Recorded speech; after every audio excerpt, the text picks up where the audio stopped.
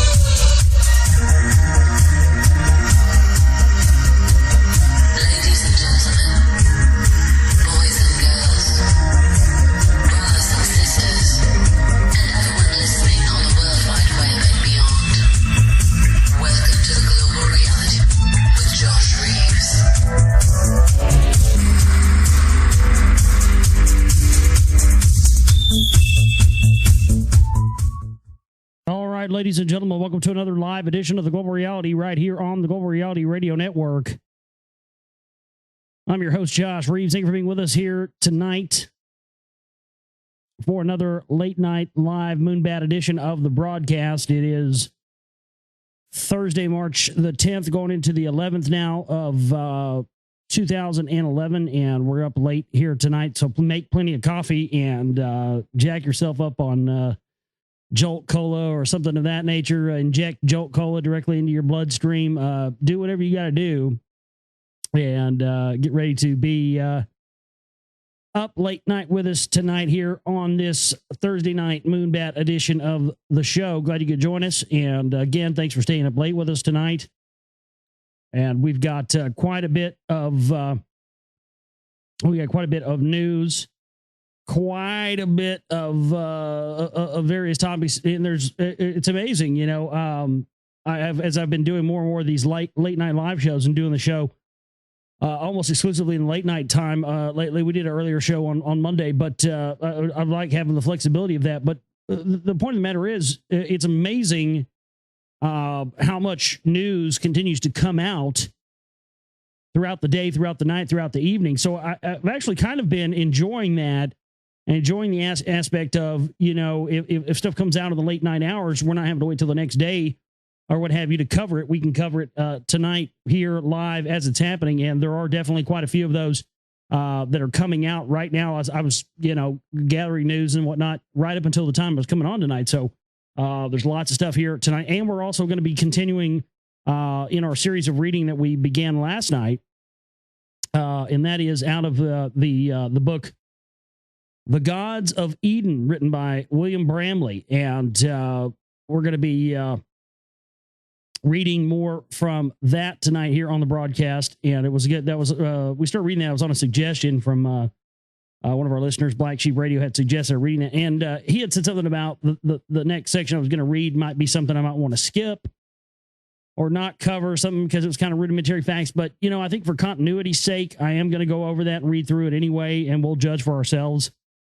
It doesn't take that. It's a real quick read. It's got a lot of pages, like a 500-page book, but it's a real quick read. The chapters are fairly easy to read. And so we'll go through it. And just for continuity's sake, and for the sake that a lot of these recordings, all these broadcasts that we do, there are people out there who like to collate all those and condense all those and put them into one audio segment. For instance, someone recently put a video up that was 7 hours condensed from the reading of The Finding of the Third Eye that we did back in, I guess, when did we do that? 2008, 2009, something like that.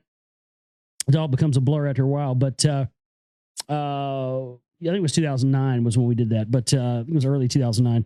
Anyway, nonetheless, somebody had made a audio things of that, and those tend to be something that get a lot of listens, and a lot of people tend to like that. So that's what we're going to be doing.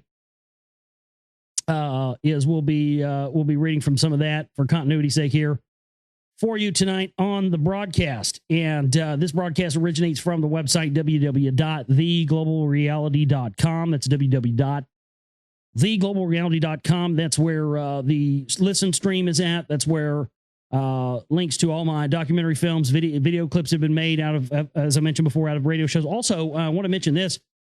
Lee Rogers recently found a big bunch of old archives of his show and my show from the very last days of TruthNet Radio from July, I believe July and August of 2008.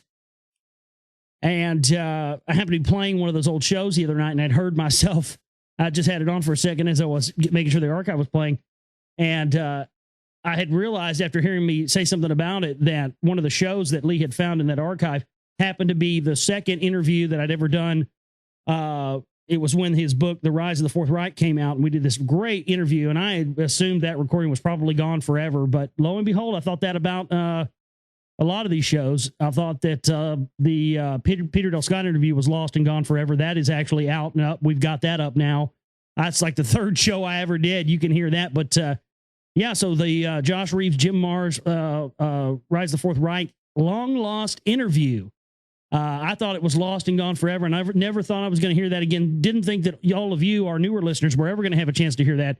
And it is there, and it's up on the archive section right now on the website, theglobalreality.com, so you can go there and get that. And if somebody wants to make a YouTube video out of that one too, they can, because that's another one. That's great. And thanks to Lee for doing that and finding those and sending those to us, because we have several listeners who have taken it upon themselves to sort of archive all the stuff. Yeah, Eustace Mullins' interview is probably going to be gone. That was from like January 2008. It was January or February of 2008. One of those. I'm pretty sure January. It was January 2008 is when that was. January or February 2008 is when we did the interview with Eustace Mullins. It was, and Michael Vell actually came on with me for that show, because him and Doug had on Eustace before.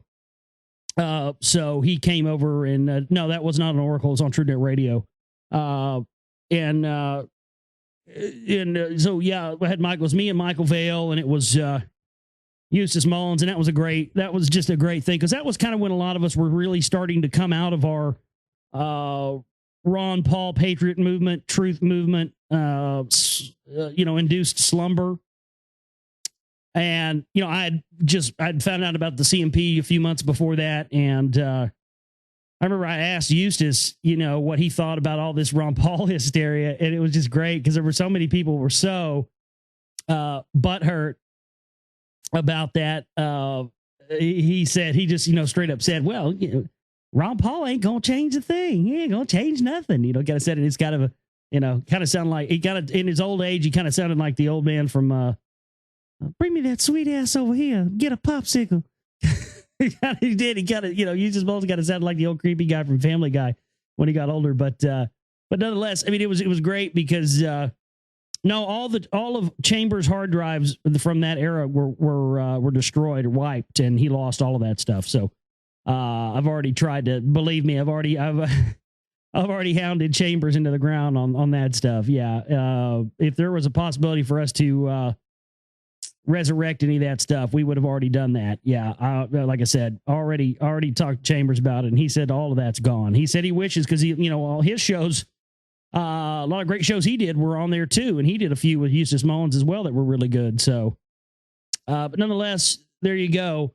And everything's up there at the website. We have music CDs by the Demigods. That's our band that we're also getting out information with, and taking the message out to the people with. CDs there by Jamie Reeves Delphi. There's also all my documentary films. You can pre-order the Secret Volume 2. Chip and banner, donate button, all that stuff is there at the website, theglobalreality.com. We also have the email address, globalrealityshow@gmail.com. It's globalrealityshow@gmail.com. If you want to email me tonight, if you have questions, if you have things you'd like to hear me discuss, I have a few of these things on other quick ones, I think, that I can get through and address here tonight. And then we'll jump into news, and we're also going to be reading from William Bramley's Gods of Eden. We started reading that last night. So Boom, there you go. Big show for you tonight. Get that coffee burning and let's do this. Let's get Moonbatty. Shall we? All right. Let's see. Let's go to some emails first here. See what I got.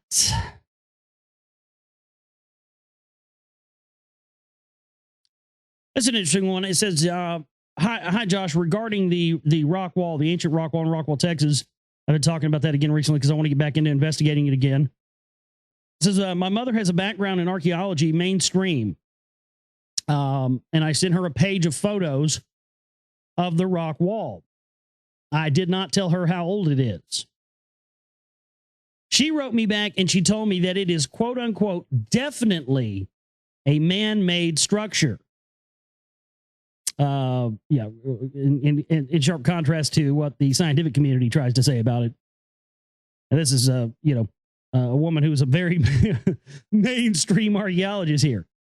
Then I wrote her back and I told her it was probably between 55 and 80 million years old, and I haven't heard back from her on that. She said she caught herself in a quandary.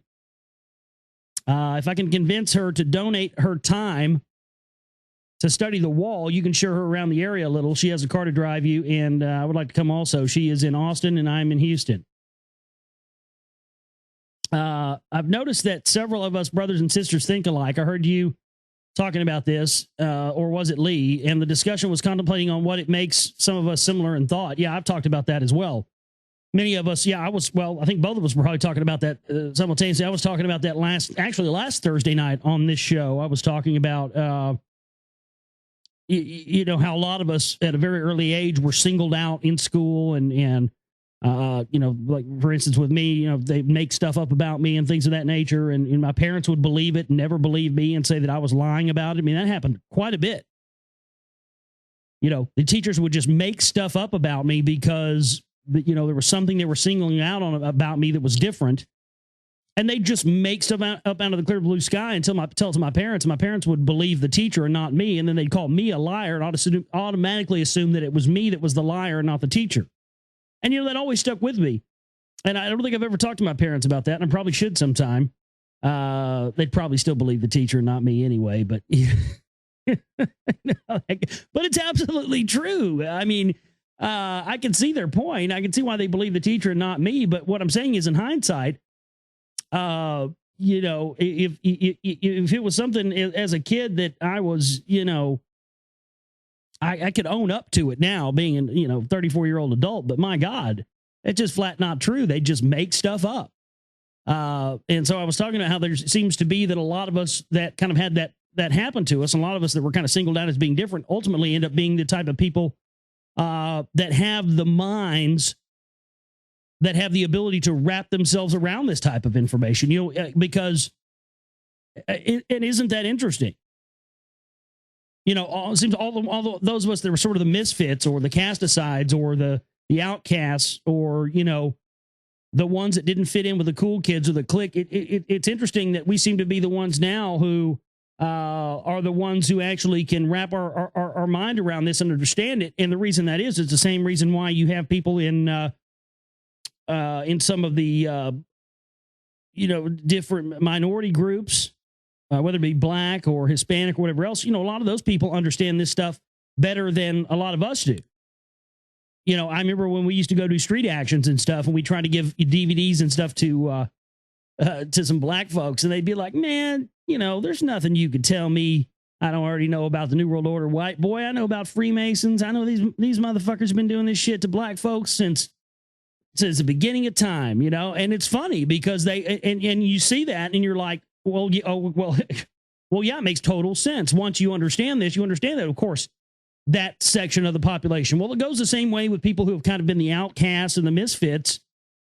It goes the same way for us because we've been seeing this stuff all along. We've been seeing it affect our lives and affect who we are, and see people try to affect who we are in our lives by the fact that there's something about us that separates us from everybody else.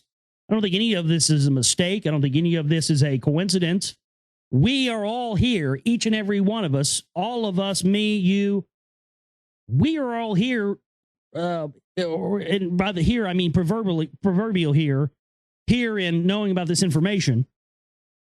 But we are all here because of some specific thing that sort of all brings us together, even though we're all very different people.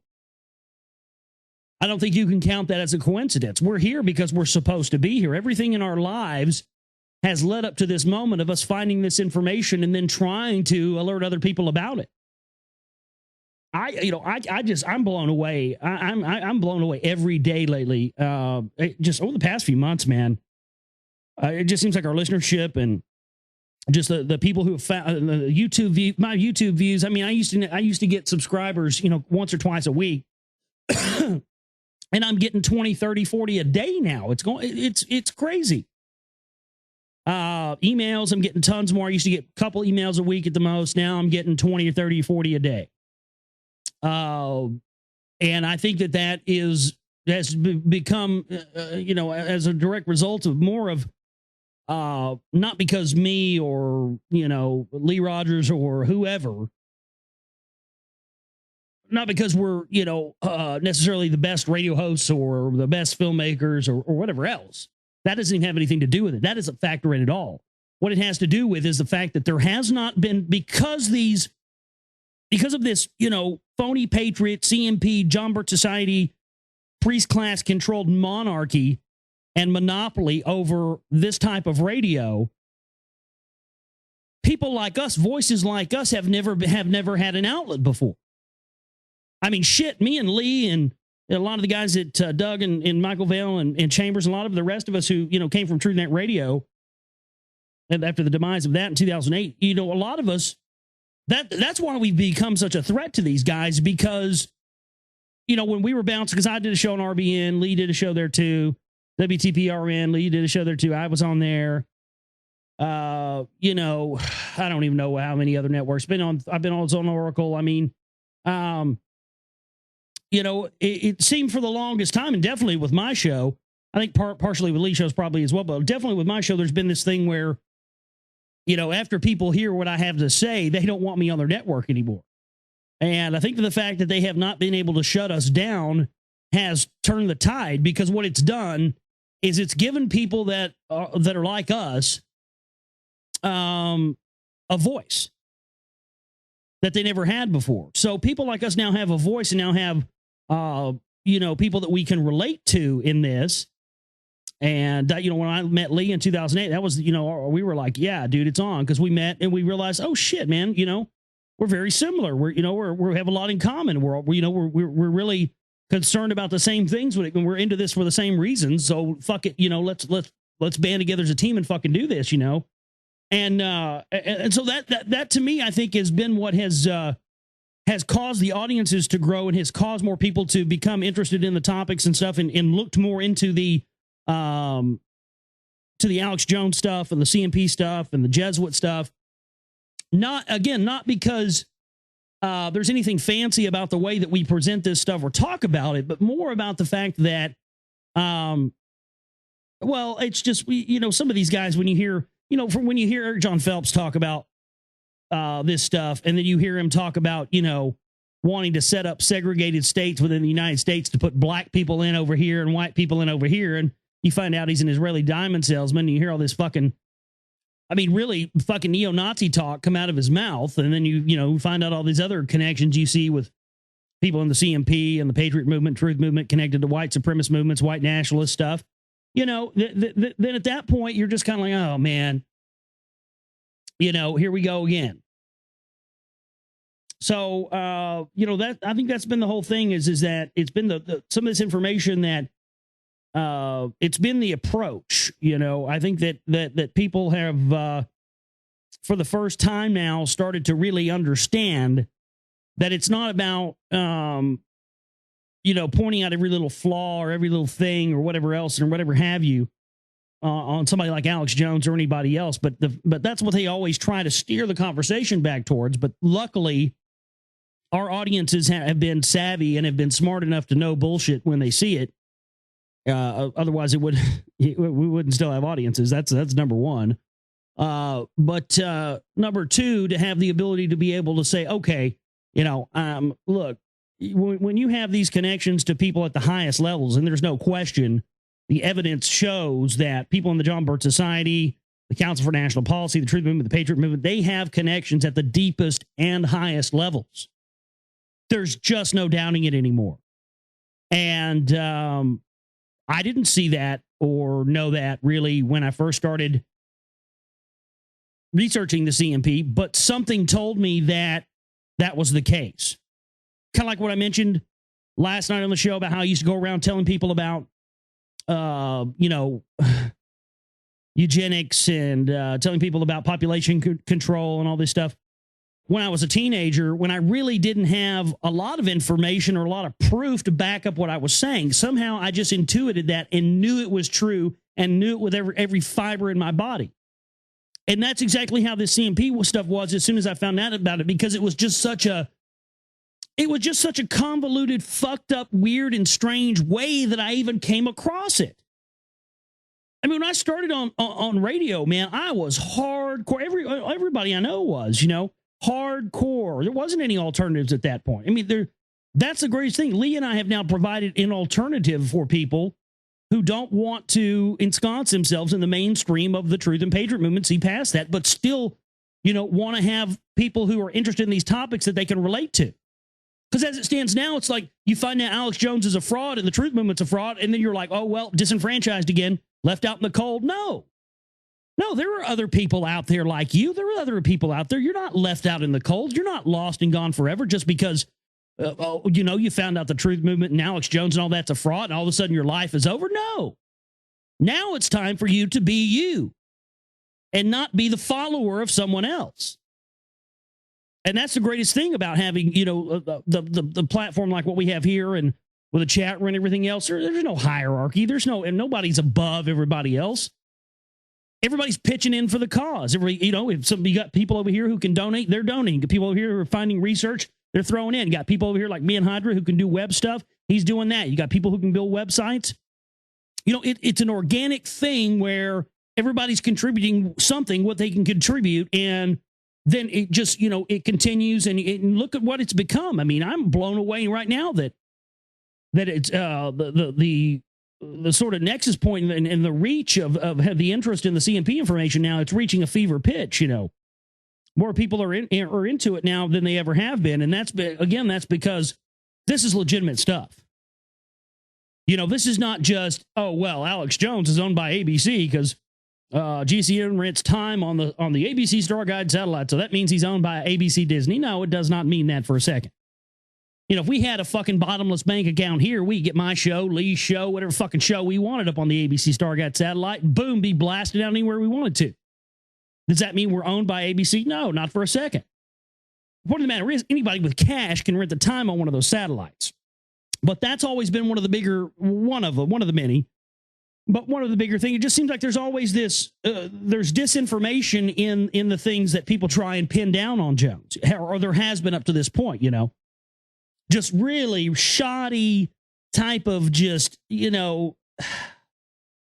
stuff that's dumb. I mean, blah, blah, blah. Oh, he's a Zionist and his wife is Jewish. And all that may well be true. But I find it very convenient to the type of people that always seem to point that out, never tend to point out any of the stuff of his connections with the John Birch Society, their connections with the people who started the John Birch Society at the highest levels of all of this power structure stuff. So that's that's been the whole thing. And I think now that people have had their bullshit detectors on long enough, now that people have been able to figure out, okay, because it took a while, it took a year or two, it took a couple of years, I guess, probably about 2 years. And now finally, over the past few months, we've seen more and more of, because the people now, it's to the point now where the people that try to deny or downplay the role of the Council for National Policy and the people involved in it, I mean, you just can't think anything else except they're working with those people. And we start to see more and more evidence of that. We start to see more and more things, little hints and little things where you go, oh, well, no wonder that person's always shied away from the CMP topic because, boom, look at this, they have these affiliations or they have these beliefs. I mean, it's just anymore, the writing is on the wall. There's just no excuse anymore why anybody shouldn't be doing this. But I'm sorry, I didn't mean to get off on that rant. But that's why I like these emails, because he asked something and it gets me off on something else, but that's why I enjoy the emails. I want to continue here. globalrealityshow@gmail.com if you want to get an email in tonight. I like that, though. That's the whole reason why, I wanted people to start sending emails, because, I start reading it and then it gets me on a tangent thinking about other things, and it makes for good radio. It says that Lee was talking to a caller who brought up the same thing as me. And that caller was saying to Lee that they thought that the same because they were both involved with computer programming. I'd like to say that the thought process we have is not due to computer programming. It is something else. It seems to be something regarding helping mankind break out of this slavery system we have been in for thousands of years. Genetic, spiritual, a combo, star child, not sure exactly what it is. But we used to be the crazy ones, and now we are becoming the I used to think he, she was crazy ones. That's right. That's right. Because I'll tell you what, not as many people call me crazy as they used to. That's for sure. Because, as I said, the writing is on the wall now.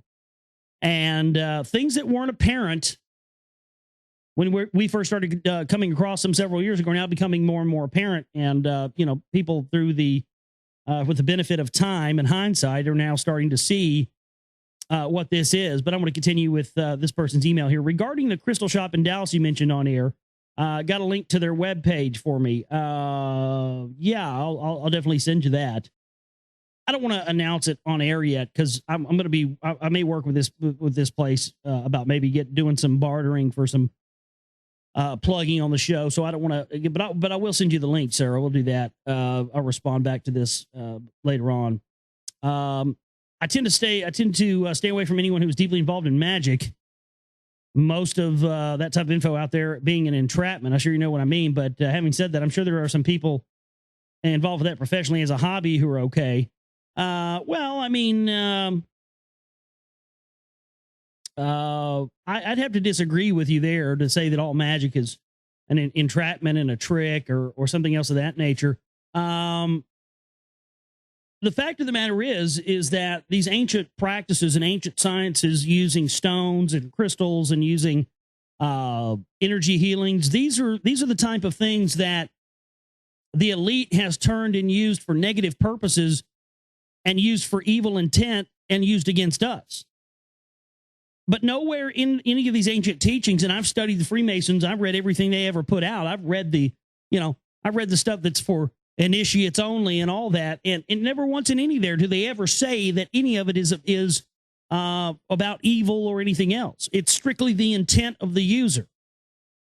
That's why the power structure and the priest class were so dead set on infiltrating and controlling the secret societies.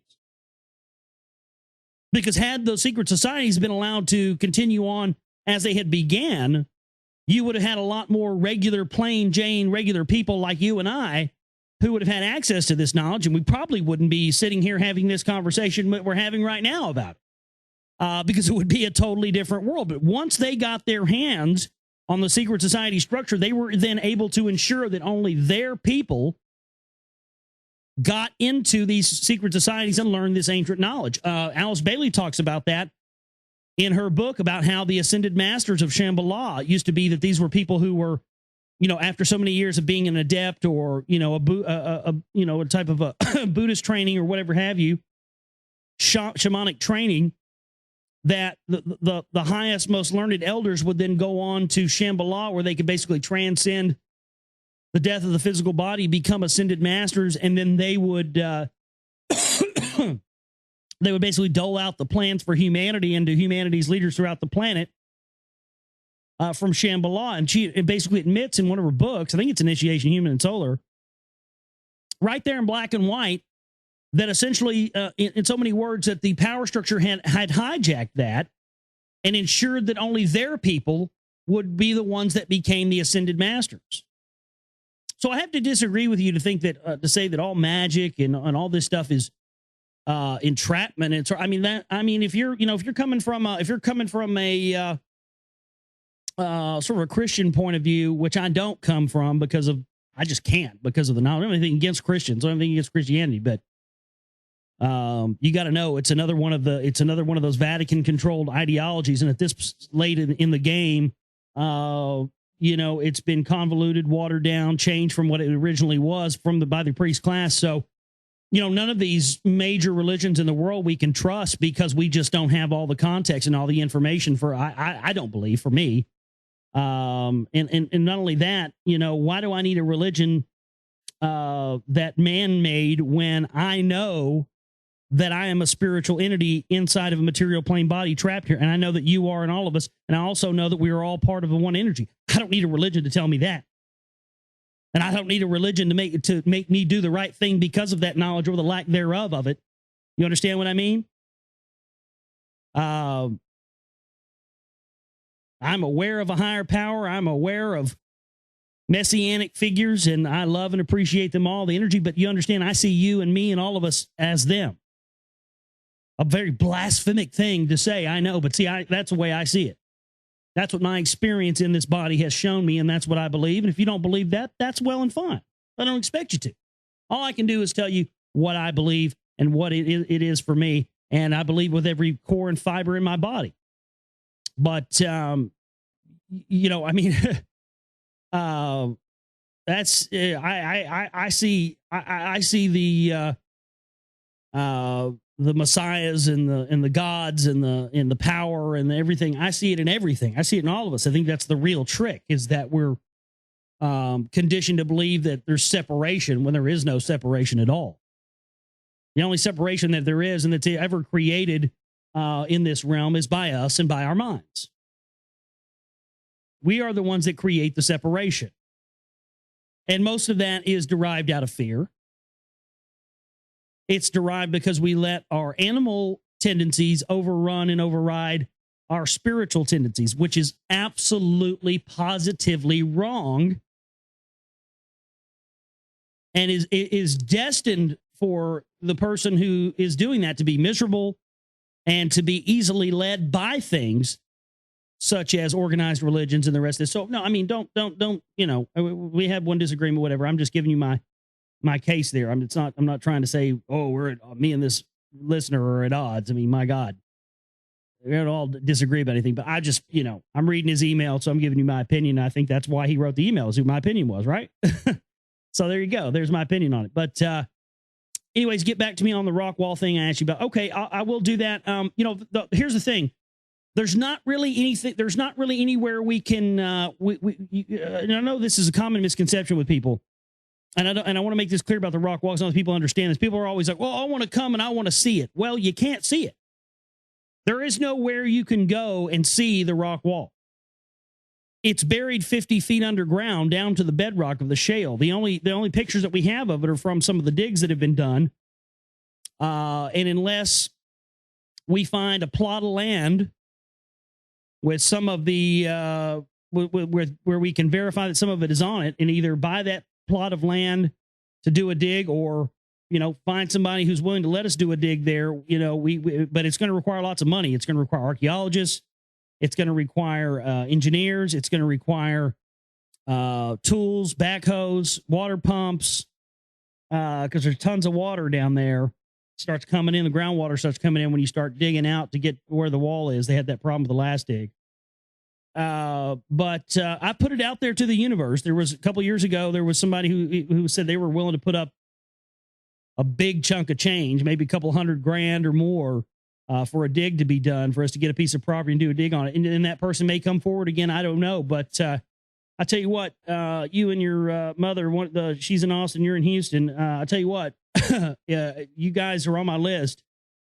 And if we get anything going, or the possibility of a new dig comes up, or whatever have you, you will be on my first list to call, and I will make sure that you guys find out about it, so you can we could come and get her. I mean, because that would be, if you have a mainstream archaeologist like this person's mother, who's coming from, and that's the thing, is there's been a lot of accredited archaeologists who have looked at this thing, but every last one of them, this is the problem. Hopefully this person's mother wouldn't be like that, but every last one of them gets shit scared as soon as they start to look at it and find any information on it. The guy who did the paleomagnetic survey on it got so pissed scared from his results and freaked out so much from his results that we cannot see his results of that paleomagnetic survey until after his death. He's put it in his will that he will not release the findings until after he's dead, because he fears of the repercussions it might have on his life for putting the information out, whatever it may be. So, there you go, back again, and more on this. It's every time I tell you what, and that's why I want to get back into researching and trying to get something going on this rock wall, because every time I bring it up, it's just fireworks. Every time. People just and here's another one. I want to read this one for you as well. It says, "Hey Josh, love the show last night. I just wanted to comment something. The guy that you met that lives in Rockwall said he had experienced energy changes, that he felt calm and relaxed at his house. You mentioned he had quartz there as well. I do not know if quartz contributes to that calm energy or not, but I do know that I felt the same way while I was there. Myself and my fiance made a trip down there last August, September, and we just had a very long conversation about Rockwall and its energy compared to where we live in Tennessee. Long story short, this was the second time that we ever meeting and being around his parents, because they live so far away. It took us about 12 hours to drive there. And the entire 12 hours, I was completely stressed out and anxious for numerous reasons. Number one, staying with his parents a whole week and not really knowing them. Yeah, that would be, that'd be enough that'd be enough to make anybody go crazy. Well, I mean, you don't know, it's strangers. I mean, fuck, you're going to some stranger's house for a week. It's stressing. It can stretch you out, in a weird place you're not used to. Number two, I have issues sleeping anywhere but home anyways, and was not looking forward to the lack of sleep during the stay. Number three, being a whole 12 hours away by then from my son. As soon as I arrived in Rockwall, I began to feel calm. I entered the house, had a very quick hello, how are you doing, welcome with the parents, went outside, smoked a cigarette while watching the sky over Rockwall Lake. Oh, so Lake Ray Hubbard. So wherever your in-laws were at is right on the lake, right? Oh my goodness. Well, if you could see the lake from their house, that means their house is probably most likely right on top of part of the rock wall, because all of the houses that have a view of Lake Ray Hubbard are on top of the rock wall. That's verified 100%. We have the maps. So before I even finish your email, whatever you may have been thinking that you're on about here, I'm just here to tell you, if you could see the lake from their house, then you were on top of then they live right on top of the wall. That's period, point blank. And then we went to bed and passed out instantly. No lying awake, wishing I could sleep, just an instant snore. I woke up the next morning around 5 a.m. after about 7 hours of sleep and literally felt like about 10 years had been taken off my life. I felt vibrant, awake, like I hadn't felt since I was in my teens. My body didn't ache. See, this makes total sense, man, because I'm telling you, some of those houses I've seen, there's rejuvenating properties or something because of the geopolymer crystals they use in the makeup of the walls. Because that's the whole thing about, we know that the walls are not a natural structure because they're made of geopolymer crystals. There are 3 different types of crystals made into a polymer brought together to make the substance that makes up and comprises those masonry walls. No natural phenomenon can do that, ladies and gentlemen, none at all. But yet the scientific community, who has been asleep on this issue forever, constantly to this day will try to back up that they were natural sand dikes. Oh, and by the way, these natural sand dikes that the scientific community claims they are, this is another one that they don't really, a lot of times people who talk about the rock wall don't mention. By the way, it's kind of like Building 7. It's kind of like the whole thing, all the towers themselves. Remember how on 9/11, no modern steel frame structure buildings had ever fallen from fire ever, and just so happens that 3 did on the same day? Same thing here. The scientific community says that the wall is a natural formation, natural sand dike formation, but by the way, they've never found another one like it ever anywhere else in the world. Isn't that interesting? So you're here to tell me the scientific community says, we know for a fact this is a natural formation, but we also know for a fact that we've never found another natural formation like this on the face of the planet. Well, I think you can start to understand what this is and what it isn't. And he says, I didn't feel any of the physical, mental, or emotional negatives I usually do here at home. My fiance and I both talked about this the whole day, the whole way back home a week later. The majority of a 12-hour drive, we talked about how nice and calming the trip was. I didn't give it much more thought until I'd heard the show the night you brought up Rockwall. I have serious beliefs that you're truly onto something big with this. Well, believe me, sweetheart, I know I'm onto something big with this because I've been warned. I mean, I've been warned. I've literally been warned. I've been warned that not to go into this, not to look into it. But I'm going to anyway. And you know, if they kill me or they do anything to me whatsoever, you know, a million more just like me are going to spring up in my place. It'll be exponential. And it'll vilify everything I've ever talked about. So I don't think they're going to do that at this stage. If they do, it would be very, very, very, very, very detrimental to their master work. That's for sure. I also believe that it is not something that would turn out harmful or negative for mankind. Well, no, I mean, well, they believe it will be harmful or negative for mankind because it turns up. It's gonna if the truth about it comes out, it's going to uproot everything. But as I've talked about. I'm convinced that what it is actually the mythical kingdom of Aslan, the Mexican Atlantis, Mesopotamian Atlantis. And I have a lot of evidence to back that up. The writing they found matches up there with Mesoamerican. They found Quetzalcoatl type artifacts in Roy City, not too far from Rockwall, concerning this thing. Fact of the matter is, if if the people of Mexico find out the mythical kingdom of Aslan is smack dab in the middle of North Texas. I mean, it turns to find out that it's the oldest civilization ever known to mankind and turns science and religion and everything else on its head.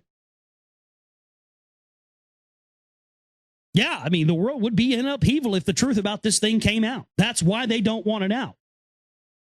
Congressman Ralph Hall, United States Congressman Ralph Hall, has his office on top of one of the rooms. A 33rd degree Freemason. I mean, my God.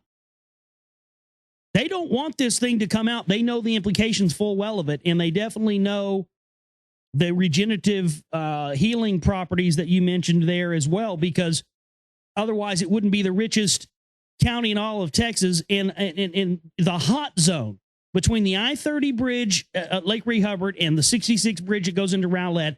That area right there is the hotbed.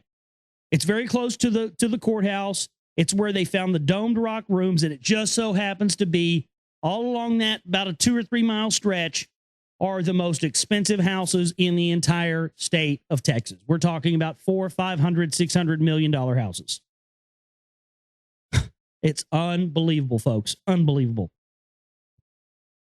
It's very strange that the residents of Rockwall have no idea why the town they live in is even called Rockwall. Also find it very strange that they do not seem to notice as much the energy change that is within that place. In theory, I would guess it's because they live there and have built some sort of tolerance to it, the same way an addict builds a tolerance to a drug, and they would need more of that same drug or a stronger drug to feel high again. Thanks for everything you do. Love your show and blah, blah, blah. Yes, thank you so much for the email there.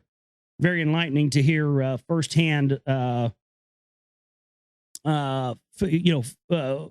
firsthand knowledge of that and firsthand experience of that. That's very awesome. Anyway, we are going to take a break now. We've been going for about 43 minutes here straight. So we're going to take a break and come back. And I need to get a drink. Where's my voice? I'm getting kind of hoarse here. So I'm going to get a drink and take a break and come back. We'll get into all the day's news. And then we'll start reading some from Gods of Eden as well tonight. You're listening to a late night Moonbat edition of the Global Reality right here. All right, back here with you on the Global Reality, right here on the Global Reality Radio Network. I'm your host, Josh Reeves, late night Moonbat edition for you here tonight. And we got a lot more pertinent news and information to get into with you here tonight, as well as reading from William Bramley's Gods of Eden. I had one more email I need to get into, so I'll get into that in just a minute as well. And we have, again, at the website, theglobalreality.com, how you keep us commercial free, uncensored, how you keep the movies coming, how you keep the everything coming, the music, everything. is by supporting our work there. The chip and banner's there for the bills only, for the operating cost of the month, and then the donate button. If you have other amounts that don't want to go towards that, you can please use the donate button for that. We also have recurring subscriptions where you can become a member, and there's a drop down menu there. Select one of those amounts in the box, and then that is a monthly pledge, and you become a member of the Global Reality, and you give us a monthly pledge, and it comes out of your account every month, and you can cancel that anytime. And that's there as well. So please support our work if you can and help us get these movies out. We're still pushing to get out Secret Volume 2, and we've had a lot of help over the past month or two. Thank you so much to all our donators out there, and we're coming along nicely. So that's all thanks to all the hard work of all our listeners and supporters out there who have helped make this happen. So definitely continue to support our work there so we can push forward into 2011, and we're now into officially into the day of rage. So we'll see.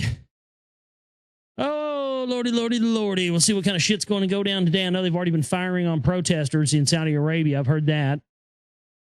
Possibly rubber bullets. And we have just moments before coming on air tonight, news of a major earthquake in Japan. There's live feeds going on right now as we speak. Major earthquake in Japan sent people fleeing out of buildings in the capital of Tokyo and triggered tsunami warnings. Cars toppled off bridges and fell into the waters underneath. 7.9 magnitude quake was 231 miles from Tokyo. The United States Geological Survey said it triggered a tsunami warning for various countries, including Japan and Russia. Based on all available data, a tsunami may have been generated by the earthquake that could be destructive on coastal areas, even far from the epicenter. The investigation is underway to determine if there is a tsunami threat to Hawaii. So there you go. Let's see here. I had their email I wanted to address. It's just it's amazing, and I apologize to those of you who have been listening to the show for a long time. Some of this stuff, because we get so many new listeners lately, some of the stuff I'm having to address now is kind of stuff that's old hat. It's kind of stuff that people pretty much know where I stand on it. But, a lot of people who are just now coming in and listening don't really know where I stand on some of this stuff. So I do have to go back over and talk about it. I'm having to move my mic around. My cat, Hank, has decided that he wants to, buddy, that he wants to sit in my lap now while I'm doing a radio show. I don't know what the deal is with this. One night, it was funny. One night we Did My Gods played a gig, and I guess I had the chat room up on my screen, and there were some people hanging out there late night, and my cat had been up in my chair, and he had pushed some of the buttons on my keyboard and just made like random letters in the chat room. And there were some people in the chat room that were like, I think Guyman Adams and some other people were in there, and they were like, and so that when they saw those letters, they thought it was me. And they were like, hey, Josh, what's up? Josh, hey, what's going on? What's going on? Of course, I wasn't there. I was at the fucking show, And everybody in the chat room was going, hey, Josh, what's happening? Hey, because they see the letters and it says my name next to it. And then I look down below and it's like, dick. Fucking asshole. Didn't even say anything to us. It was my cat. Yeah. Well, he's sitting here in my lap right now. This is fun. But it says, hello, Josh Reeves. Well, hello to you, whatever your name is. It's funny when people address you by your first and last name. Hello, Josh Reeves. Would you like to buy a pass from Movie Phone? Or some shit like that. Love your show. What is your opinion of Ted Gunderson, Mark Dice, and Jack Blood? Well, that's quite a trio.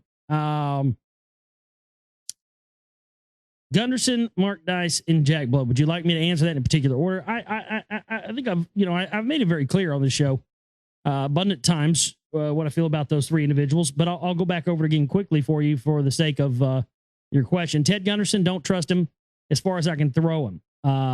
I've heard I heard a lot of stuff about Ted Gunderson. I don't know what's true and what isn't, but I've heard a lot of stuff about it that makes sense. I've heard the guys. Well, I mean, look at his background, okay, and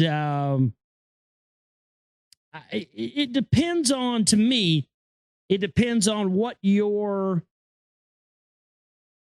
willingness to trust is. You know what I mean? What is your level of willingness of trust? For me personally, and again, this shouldn't, sway your opinion about what you think about Ted Gunderson, but my opinion and my level of trust tells me that anybody that's ex-CIA, FBI, ex-cop is never ex anything. And, I just, for me, there used to be, there's been hosts and radio hosts and stuff that have been ex-cops, and I just don't trust those individuals. But I've heard stuff about Ted Gunderson, that Ted Gunderson basically is trying to help the FBI build a case on patriots and stuff being, domestic terrorists. That's what I've heard. Don't trust him as far as I can throw him. He's put out some good information, but the guy just gives me a vibe like he's there as a plant and an informant. And but again, if you're not involved in guns and weapons and all that stupid ass patriot bullshit, militia, instigating, violent conflict horse shit, then you shouldn't have anything to worry about Ted Gunderson if that's indeed his, what he's doing. If what they say about him is true and he's somebody who's trying to build a case about domestic terrorists, and you shouldn't, if you're into information, you should be in this for information. You shouldn't be in this because you want to be some, half-assed fucking, Michael Douglas in Falling Down or something, I don't know, vigilante, fucking survivalist gun nut type people. I love guns as much as the next person, but I don't think guns and information mix. You know what I mean? I like to have them separate. Have my guns over here and then be there, but their own thing, and then information and research and all that stuff can be different. I don't see the two. That's what really started becoming very alarming to me personally before I really found out about a lot of the CMP stuff. When I started hearing people talking about guns and stocking up on guns and ammo and all this survival shit, I started to become very, very weary of that. Very, very just kind of knee-jerk reaction, because for me, from a very early age, this has always been about information.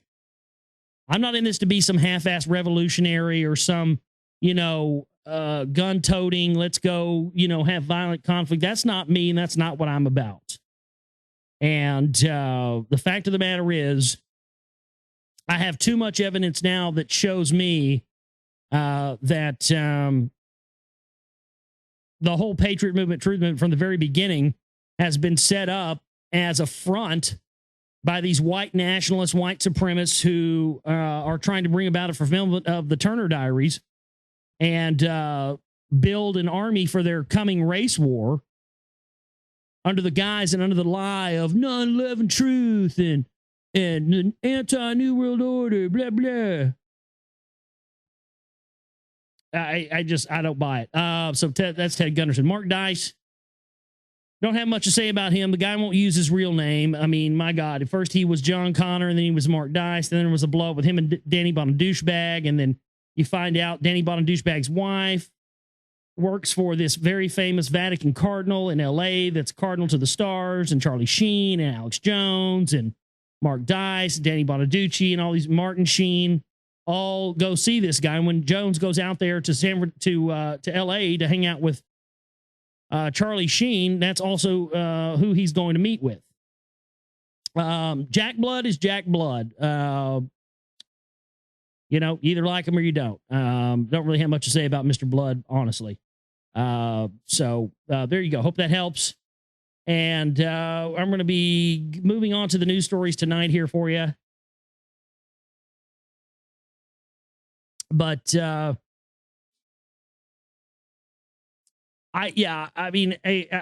don't know. I'll tell you this. I'll say this, is all I'm going to say about it. My personal opinion, again, not an opinion you have to have or share with me or anything else, but when you ask me my opinion on my radio show, I want you. It's just funny, I know I shouldn't have to qualify that, but it seems like I do. It seems like people get butthurt and upset and pissed off and mad at me because of an opinion that I voice on my show. And I say, well, it's my show. That's the whole point. You know, if you don't want to hear my opinion, then don't tune into the show. But if you're tuning into the show, it's obviously because you want to hear my opinion. Whether you agree with that opinion or not is irrelevant. You don't, you know, just because you're hearing it doesn't mean you have to agree with it. But the point of the matter is, my point of view on that is use your real goddamn name. I don't care who you are. I don't care if you're Mark Dice or Jack Blood. Neither one of those are their real names. I don't care who you are. Buck up, be a man, step up to the plate, put your fucking big boy drawers on, clip your nads on, and step up to the plate, be a real man, be a real person, use your real name and put it out there. My name is Joshua Wade Reeves. I was born July 6th, 1976 in Garland, Texas. I'm 34 years old. And I hate the motherfucking New World Order. That about wrap it up for you? You know, but the thing about it is, man, you can't be a coward. Cowards die quick. Cowards are the first to go. And coward is someone who believes that they get a moniker of safety from not using their real name. If it's not a moniker of safety that they're hoping for by not using their real name, then they're not using their real name because they have some purpose for not doing so. Either they used to be an employee for Fox News or they want to be an employee of Fox News in the future, whatever it may be. One or the other, you know, I don't know. But the fact of the matter is, step up to the fucking plate. Put your big boy pants on and just use your real name. You know what I mean? My goodness. Anyway, I hope that helps. And you know, if I pissed all over your you know, personal opinion of this radio host or that radio host or this, you know, it's not that big of a deal, man. You know, you don't have to hate me just because I gave you my opinion, is all I'm saying. Anyway, let's continue on here with the news tonight. If you have any more questions, emails, globalrealityshow@gmail.com. Let's go realityshow@gmail.com. The cat finally split. Thank you. He had to make an appearance. Hank says what's up to everybody. So there you go. Let's see what else we have today. Oh, here we go. Yeah, Day of Rage today, 3/11/11. 3/11/11. That's a very significant number. But I'm tired of this. I'm tired of this. I'm going to give you a little commentary here for you, if I could, before we get into this news. I don't know, man. I'm sick and tired of the alternative research community and truthers and patriots and research and everybody else. And you know, I'm not going to sit here and tell you I haven't been guilty of this myself, because I have. But I'm also trying to not be that way anymore. So that's why I feel that I have a right to say this. You know, all these dates and all these different times that have various importance based on their astrological alignments. That's really one of the more important things about these dates. Numerologically, they're important. The numbers are very important. They have power and energy within the particular numbers and the sequences in the of the numbers and how they're put together. But when you're talking about dates, they also have a very important astrological standpoint, meaning the location of the stars at that certain time. It's kind of like the you know, and it's a great old show. You know, the old Sid and Marty Krofft Saturday morning show, Land of the Lost. You know, they have the pylons, you know, with the slee stacks with the reptilians. Great show. Tons of stuff in there, man. Tons of stuff in there. Reptilians and all kinds of crazy shit. But, you know, they went inside of these pylons, and there was this table inside of these pylons that had different colored crystals on them. And when you put the different colored crystals together, you would get a different effect out of them. You know, alchemy, essentially, or, you know, putting multiple, just like, you know, you put multiple elements or multiple, you know, types of chemicals together, and you get a reaction of it. The stars and numbers and all that stuff are the same way. So today being, or tomorrow, today, whatever it may be, 3/11/11 being, now they're calling this the day of rage, the day of protest. You notice how they're automatically trying to associate that with negativity and rage and negative energy. And I think that right there by itself is a flawed model. And I don't think that the research community helps anything by, every time that there's a significant number date, it's always, oh God, what shit's going to go down today? And I've been guilty of it myself. And, that's our nature. We always, for some reason, gravitate towards the negative when we should gravitate towards the positive. It's bullshit. It's part of our programming. It's how we've been conditioned. It's half the fucking problem with our culture, isn't it? But what I'm saying is that yes, these numbers are important and they have very significant power. But why is it that we have to be putting our energy towards something negative? I say that every single one of you that hear my voice now live or hear it tomorrow in archive, anytime you hear this before, midnight going into the 12th on Friday evening, why don't you do whatever you can to make this day a day of joy? Not a day of rage and anger and whatever else. I understand the world is not in the best shape right now, and that's an under-fucking statement. But more negativity and more fear and more hatred and more of this energy that got us in this place in the first place is not going to get us out of it. Don't you understand? I understand that. And it's a struggle every day for me to be able to try and make sure that I can live by that, but I do it. It's not always the easiest thing to do, but if you're not constantly living in joy, you're going to live in misery. And that's the whole thing why they put out these fear mongers and these, oh, the sky is falling, Chicken Little types, and oh, you're going to a FEMA camp and blah, blah, blah. And the New World Order is coming to rape your wife and kill your dog. Folks, red alert, folks, right now. They're coming to get you, folks. I mean, this is why they put those people out there. To lower the vibrations, to lower the energy, and to keep us always down instead of up. So 3/11/11, it doesn't have to be the day of rage. It doesn't have to be the day of anger. It doesn't have to be the day of fear.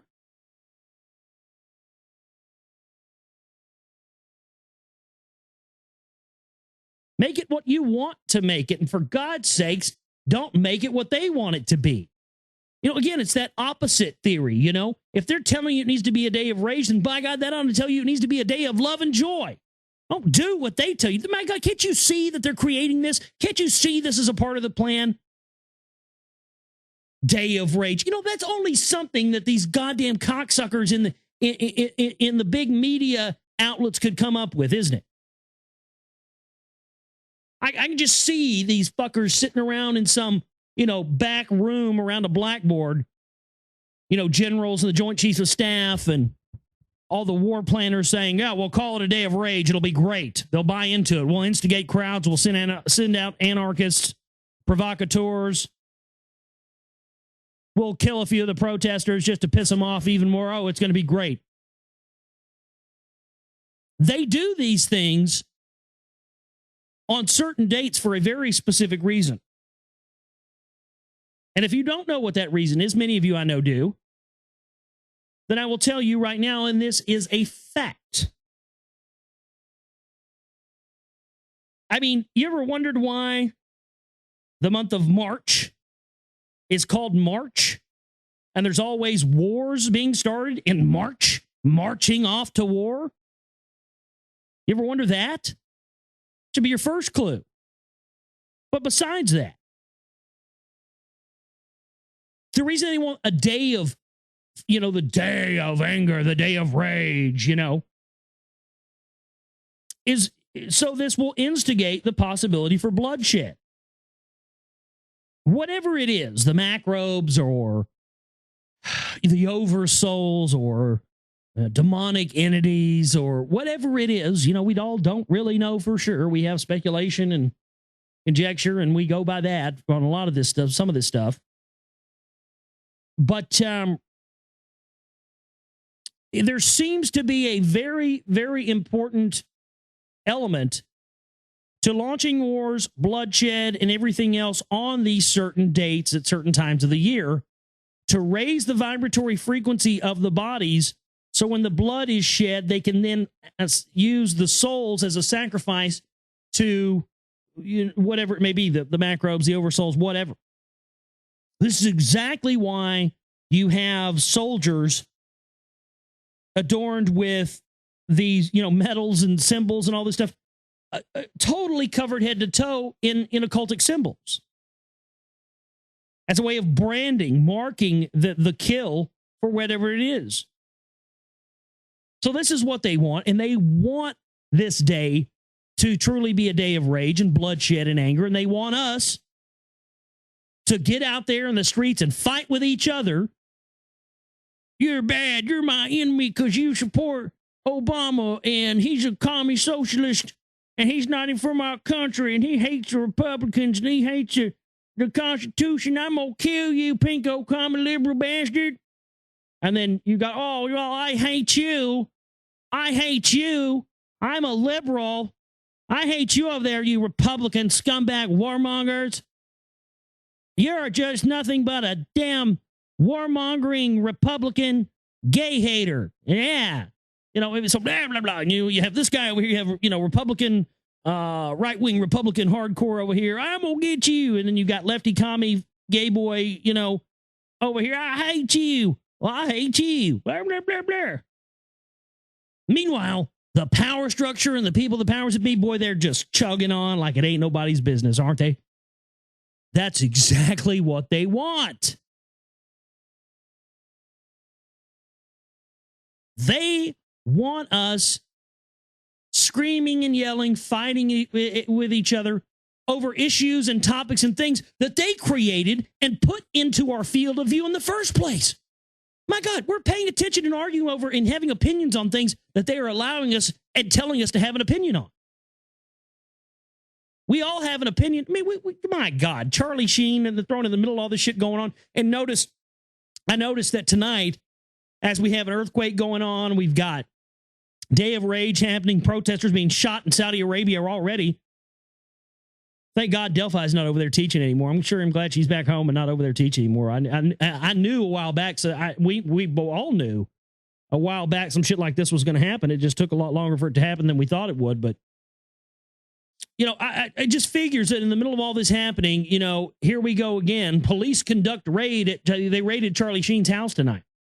Like literally just a couple of hours before we went on air here tonight, Los Angeles police officers conducted a search at Charlie Sheen's Sherman Oaks home Thursday night, looking for weapons. Officers are looking for guns that might be in a violation of a restraining order granted to his estranged wife, Brooke Mueller, last week. Officers began searching the home after getting reports that the actor may have guns in his house. Well, you know what? That would fucking, and they're saying now, it says that celebrity website TMZ is reporting that officers may be attempting to remove Sheen from the home. And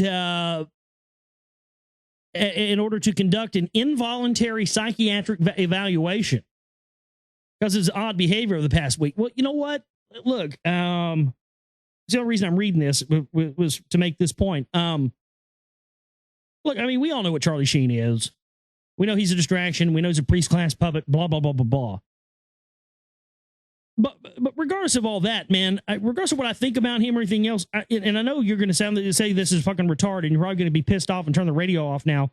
I'm not defending the guy, but I got to say, man, I think the police coming into anybody's house and giving him an involuntary. Now, if this was a part of some pre-agreed arrangement, like probation or something else, but it doesn't say that it is. Maybe I could understand that.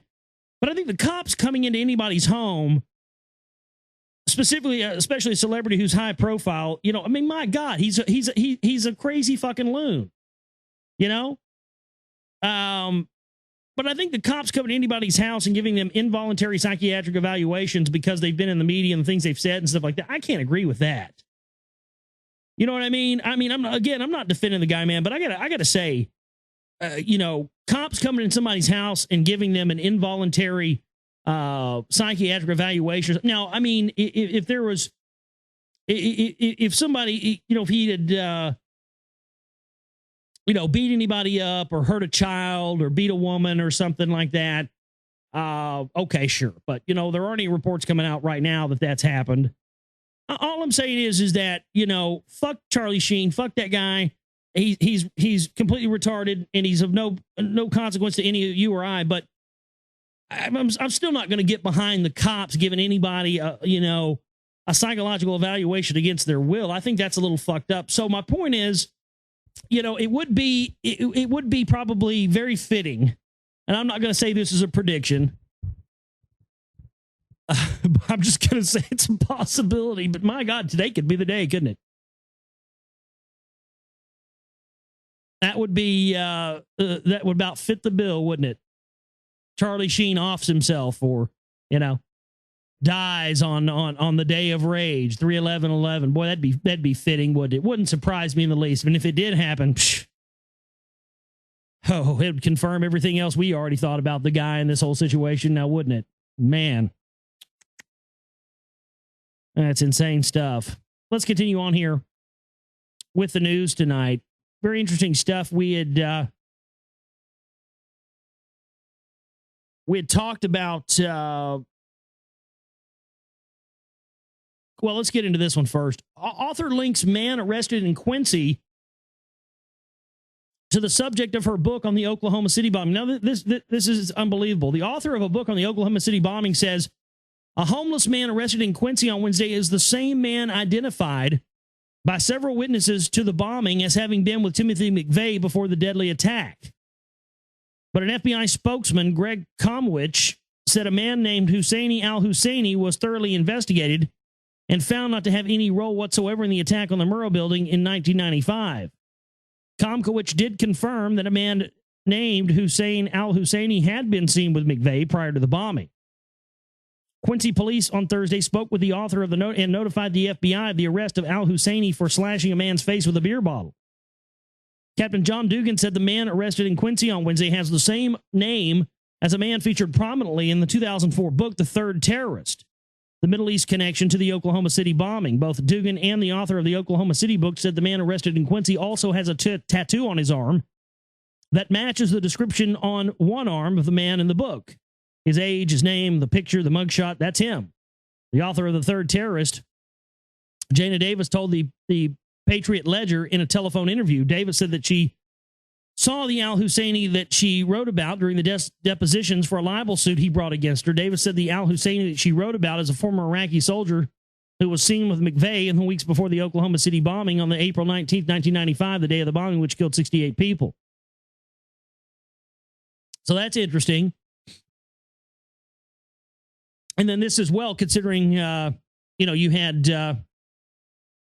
McVeigh had a copy of the Turner Diaries on him. The man accused in the failed Martin Luther King Day bomb plot in Spokane, Washington, has reported links to the white supremacist movement, including a past membership in a neo-Nazi group. Kevin William Harpham, arrested Wednesday in charge of attempting to use a weapon of mass destruction in the foiled January 17th plot, appears to have made over 1,000 posts on online forums at the extreme right-wing website Vanguard News Network. Harpham, who apparently posted under his own name and then an alias, was active in the forums until the day before the bomb scare. More than a week before that, Harpham was one of several users who offered to house prominent white nationalist Craig Cobb. Cobb is on the run from Canadian authorities for alleged hate crimes and had called his supporters to launch violent attacks in the name of white supremacy, according to a report by the Vancouver Sun. Harpham never mentions the Spokane plot in dozens of the most recent posts, which were first reported by Media Matters. Harpham, 36, who was also a member of the neo-Nazi group National Alliance in 2004. That was one of those groups that Lee and I got asked about that time on his show, wasn't it? National Alliance? Which, according to a report by the Southern Poverty Law Center, which tracks hate groups, a spokesman for the National Alliance told ABC News that Harpham is not listed among their current members. So yet another one of these white supremacists connected to, alleged terrorist bombings. And it's very interesting because, go back to the case of Randy Weaver, Ruby Ridge, he had, found out about the New World Order and stuff and moved his family out in the middle of nowhere to be away from everything. And he met with, he found this local group of white supremacists that were, essentially into the whole patriot paradigm and everything of that nature. But they had infiltrators all up in them, and that's what happened to him. He went to this white supremacist meeting thinking it was people who were going to be into, living off the land or whatever have you, and then come to find out, there was this provocateur inside there because all of these white supremacist groups, they're all funded from the top down. And, that's what launched that whole thing. And of course, there comes the CMP. Who was the ones that they sent to go get him out? Fucking 33rd degree Freemason and Bogue Wrights and CMP member Jack McClown. So it's very clear that this whole thing of the connection between the white supremacist movement and the patriot movement has been going on for a long time. Again, Estes Park, Colorado, Howard Phillips, Larry Pratt, meeting with white supremacists there in the early 1990s, laying out the foundations for what would become the militia movement. I mean, this is something that is very recurring. And it's just, it's very conclusive now. I mean, there's just, I saw somebody in the chat room there earlier saying something about, yeah, I don't know. I don't know. I just saw somebody in the chat room say that they heard Lee talk about a specific topic on his show or something, but I'm not going to talk about it right now. Oh my God, my cat is now on my keyboard, and he's pawing at my at the cursor on the screen. Hank, get down, dude! I got a radio show to do here. Come on, it's not a toy. What? No biting, dude. Fucker bit me. Sit here and be good. Are you going to talk? Are you going to say you got something to say? No, he's rubbing on the microphone as I say that. All right, dude. Let's see what else we got here.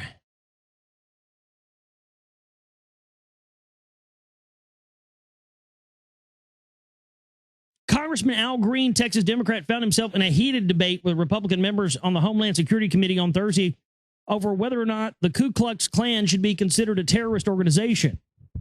Representative Peter King, New York Republican and committee chairman of the chairman, said that there is no equivalency of a threat between al-Qaeda and neo-Nazis, environmental extremists, and other isolated madmen. Peter King continued, indeed, by the Justice Department's own record, not one terror-related case in the last 2 years involved neo-Nazis, environmental extremists, or anti-war groups. Congressman Dan Lundgren, California Republican, followed up on the issue, saying, and I would say to those who criticize us for a singular focus here, that I have been on panels that have investigated the continuing presence of Nazi war criminals in the United States. Lundgren explained that I've been there where we've examined the Ku Klux Klan and skinhead groups and militias. Well, that whole thing, again, that whole thing's a fraud anyway. Fucking Washington Times. The Mooney Times, as it should be called. I mean, give me a fucking break. Al-Qaeda, Ku Klux Klan, white supremacist, all priest class. Every last goddamn one of them, funded from the top down, all one and the same. Not real people with real ideologies, but people who have been programmed with phony ideologies that are deemed as the enemy and as the bad guys, so that we have targets and people to shoot and things to blow up and reasons to sell more weapons. Wrap it up, put a fucking bow on it, put it under the Christmas tree, and that's it. It's over.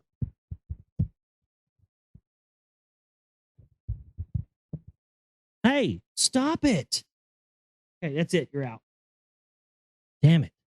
All right, let's continue here.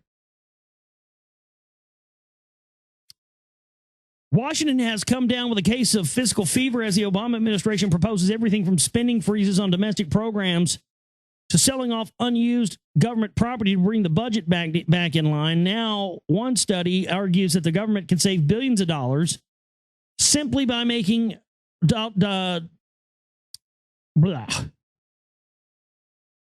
simply by making a change to the currency itself. Earlier this month, the U.S. Government Accountability Office issued a formal proposal to the Treasury and Federal Reserve, noting that if it eliminated the $1 bill and replaced it with the $1 coin, the country could save roughly $5.5 billion in the next 30 years. The reason, according to the agency's report, is that dollar bills have a shorter lifespan than dollar coins because they wear much faster, which in turn requires the government to spend more to print new bills. Oh, my God. Are you really going to sit here and tell me this is their fucking solution?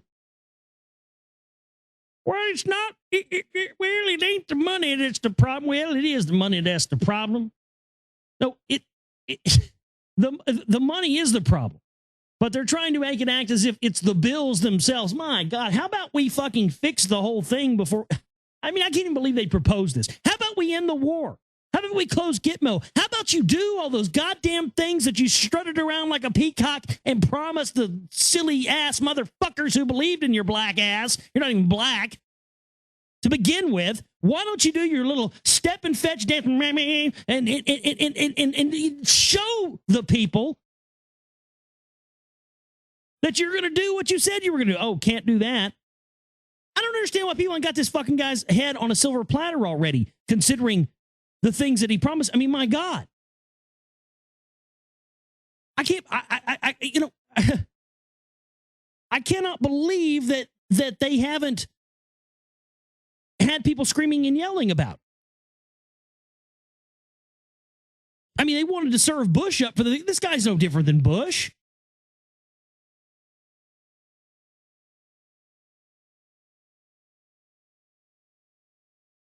But, people have this thing in their illusion where they think that somehow, there's a difference between these guys. There's no difference.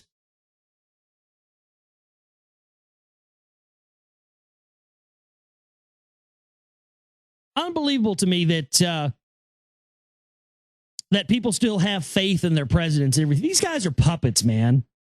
And I guarantee you that before it's all over with, there's probably going to be some stupid ass operation where, I still think they may try to assassinate Obama. I still think they may try to do it. I hope they don't. But, from day one, they've been making all these Kennedy connections. And I just think that at this stage in the game, it's either going to be war or, the priest class is going to, serve his head on a silver platter. I don't know. And blame it on, right-wing extremists. And then that'll shut down all the people who are, Truth Movement, Patriot Movement, and all that stuff. I mean, I still think it's a very real possibility. Somebody in an Infowars.com shirt's going to, try to assassinate the president. I think that still could be a possibility. I hope to shit they don't do it because it's going to make things bad for all of us. And anybody at this stage in the game, you'd have to know it was an op immediately anyway. Because I don't think, even your most brain dead truther knows Obama's a puppet and he doesn't run shit. I don't know why any of those crazies, I don't think that anybody in their right mind would think that, getting rid of Obama or any other president would do any good. I mean, why? They're just going to put another puppet in there. So that's why I think you'd have to know that if that was to happen and somebody was to do that, you'd have to believe it was an operation from the get-go because, again, I don't think anybody who's in the Truth Movement, Patriot Movement has any illusions that Obama runs anything. And if you do, I'm sorry, he doesn't run jack shit. He's not where the power is. He's not the problem. He's just their current slick salesman. And the salesman's job as commander-in-chief is to make sure that the people stay sound asleep on the issues. Of course, that's been the that's sort of been the modus operandi up to this point, but now it's sort of shifted and it's kind of turned in away from being just about, about that to more being about divide and conquer and getting us all against each other and everything else. It's just nutty. Man, oh man, oh man. I've got a ton more news here tonight, but honestly, I'm going to save this news for tomorrow's show. And we'll get more into the rest of this news tomorrow. I want to get into reading some more from William Bramley's Gods of Eden. So we're going to take a break, come back, and when we come back from the break, we will jump back into reading there from William Bramley's The Gods of Eden. Very interesting read, and can't wait to get into more of this with you here tonight. Hopefully get through a chapter, maybe two. We'll see what we can get through tonight, and should be good. So stay with us. We'll take a break, come back. More on the other side, folks. This is the Global Reality Late Night Moonbat Edition. Get yourself some coffee during this break. Smoke a cigarette, slap some water on your face, do whatever you get. Oh, yeah, back here with you on the Global Reality for you. Little Van Halen, yeah. That'll keep you up late. If you weren't awake now, you are. Well, fucking hot for teacher will wake your ass up. There you go. Back here with you. And we got more show for you here tonight. Glad you could stay up late with us tonight, Moonbats. Hope you're flapping your wings out there and staying awake and being here with us. Thank you so much to everybody out there for hanging in there with us and being here live with us tonight, man. I appreciate that so much, and I appreciate those of you who staying up with us. I was switching back to. I was attempting to switch back to the page that wasn't the chat room. Right when John Doe in the chat room dropped, Roth is hot for his male teacher. I think Roth is hot for the kosher salami is what he's hot for, man. Yeah, I don't know. I heard that they were supposedly Diamond Dave was back with Van Halen. They were supposed to be doing a tour with Wolfgang on bass and stuff, but nothing never materialized. A lot of squandered talent there, that Eddie Van Halen had cancer and beat it. I mean, you think that would spawn you, especially with the talent level that guy has. Yeah, that was a joke because David Lee Roth is Jewish, by the way. I don't know. I just think of that level of talent. You would you'd want to be out there, doing it to people. But I guess after millions and millions of hit records and sold out tours and banging supermodels, I guess it gets old for you. You want to do something else. I don't know. It's just hard for me to, it's just, especially, after, having a life threatening illness and beating it. I would think that would, spawn you to want to, do more, but I don't know. I think there's a lot of, I think that's the saddest thing about, Van Halen is there was a lot of great music that was put out by that band, but a lot of squandered talent too. Guns N' Roses was another band like that, that I think those guys were set to conquer the world, and then, as it goes, classic rock and roll story. But still, I don't know. That's the biggest thing and that's another one of the problems of the system and of the culture and of the media, because immediately, people who control the money and control the ability for you to get your talent out to the people automatically start putting a dollar sign on your creative output, and it just kills it. And the whole thing is designed to squander and kill creativity, not to allow creativity to prosper and get out there to the people. As most people who get involved in the music believe that's how it is. God damn, that was a hard one for me. Whew. I mean, that really, that call was a source of a lot of anger and just a lot of shit for me. 10 years ago or so. I'm just kind of going through a bad time in my life anyway, but I was just always under the impression that, there were people out there that did think like that and was about creativity, and it was about artistic output to them.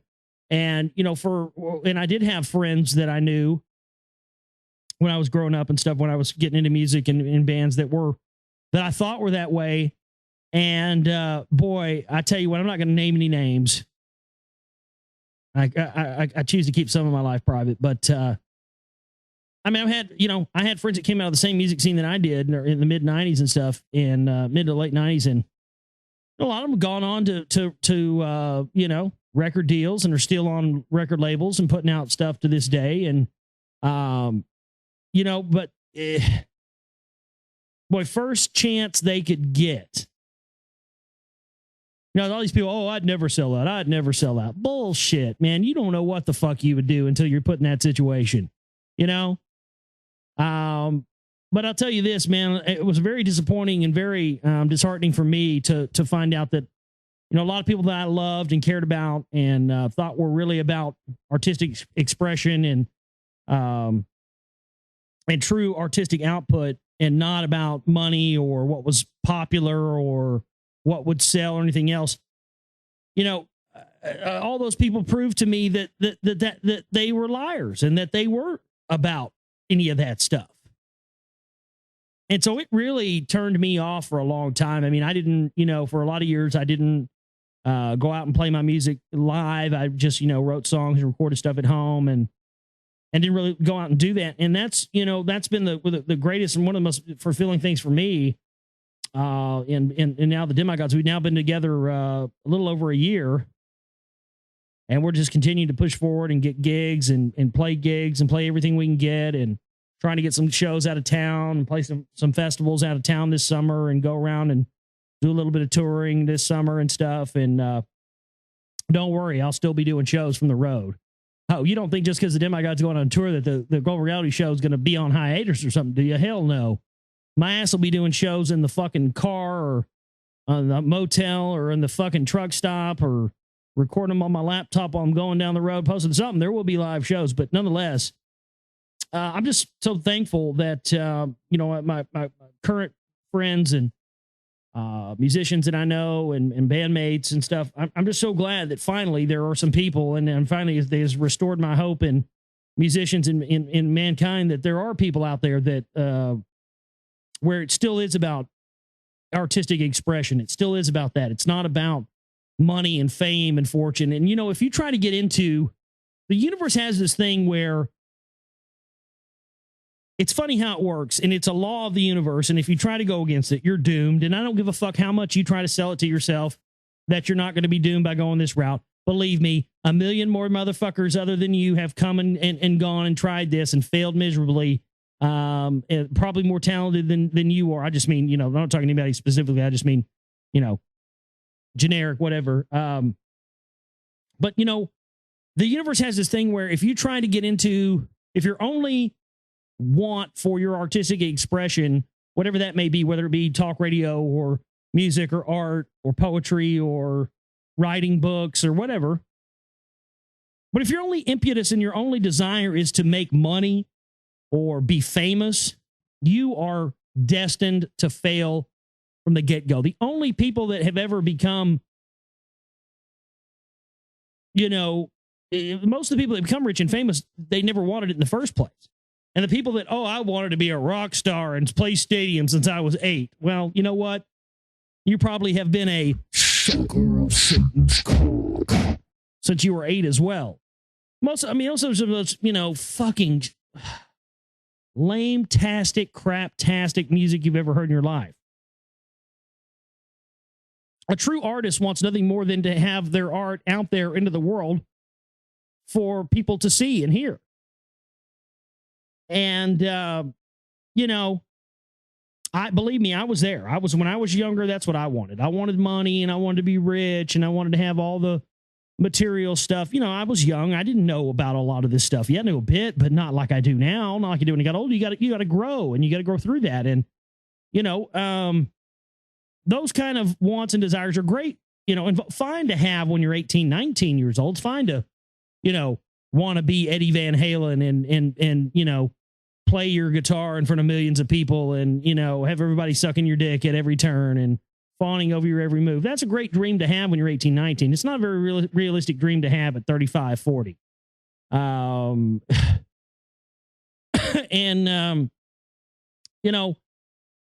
just think that anybody that tries to come from the standpoint of that, and I'll tell you, like I said, I came from that standpoint and never got anywhere because of it. And then when I started doing this radio show in 2007, and my desire for the radio show, my only hope for the radio show was, you know, I was putting out to the universe, just please let me be able to get what I have to say out to as many people as I possibly can. And please let me be able to do this as my job. Not to make tons of money, not to be rich or you know, or anything else. I scrape by barely. I scrape by only because of our listeners. But you know what? I'm happy because of that.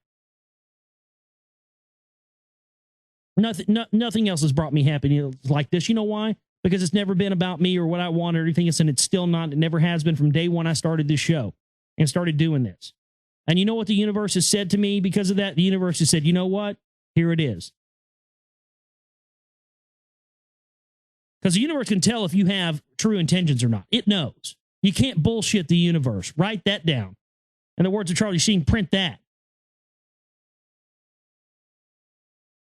You can't bullshit the universe. Actually, I should make T-shirts for our hardcore late night boom batters. I think I might do that. It's going to say, you can't bullshit the universe, theglobalreality.com. Boom. Because you can't. The universe knows what intentions you have. And it's certainly not going to give you anything at all